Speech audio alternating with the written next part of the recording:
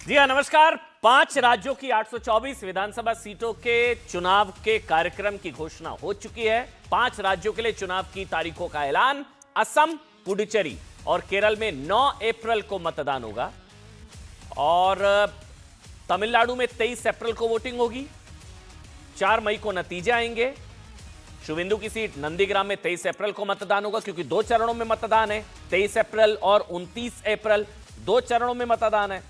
तो किस किस सीट पर कहां होगा मतदान? जो वीवीआईपी सीट्स हैं, जैसे कूच बिहार में 23 तारीख को मतदान होना है और कोलकाता हावड़ा में 29 अप्रैल को, क्योंकि 23 तारीख को 152 सीटों पर वोटिंग होगी, 29 अप्रैल को 142 सीटों पर वोटिंग होगी। कुल 294 सीटें हैं। नंदीग्राम में 23 अप्रैल को मतदान होना है। और चुनाव आयोग की प्रेस कॉन्फ्रेंस जब हुई, क्या कुछ कहा गया, सुनिए।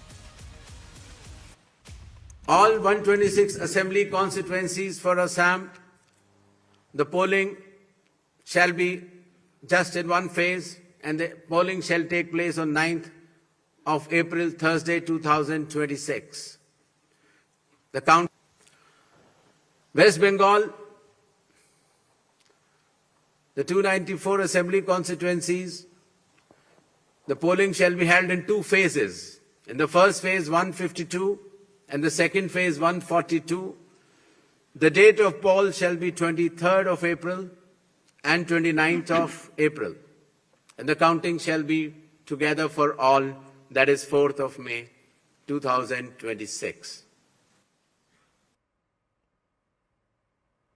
तो 4 तारीख को नतीजे आ जाएंगे। असम में 9 अप्रैल को, तमिलनाडु में 23 अप्रैल को, पश्चिम बंगाल में 2 चरणों में मतदान। पहला चरण 23 अप्रैल, दूसरा चरण 29 अप्रैल।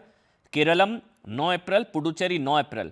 कुल मिलाकर जो खबर के लिहाज से देखा जाए तो एक तो यह कि बंगाल में 2 चरणों में चुनाव होगा। पिछली बार 8 चरणों में चुनाव हुआ था। 8 चरणों में पिछली बार चुनाव था। इस बार हालांकि तब कोविड का समय था, उसका भी जिक्र हुआ, और इस बार केवल 2 चरणों में चुनाव है। असम में भी वैसे पिछली बार 3 चरणों में चुनाव था, इस बार एक ही चरण में है। 9 अप्रैल को मतदान होगा।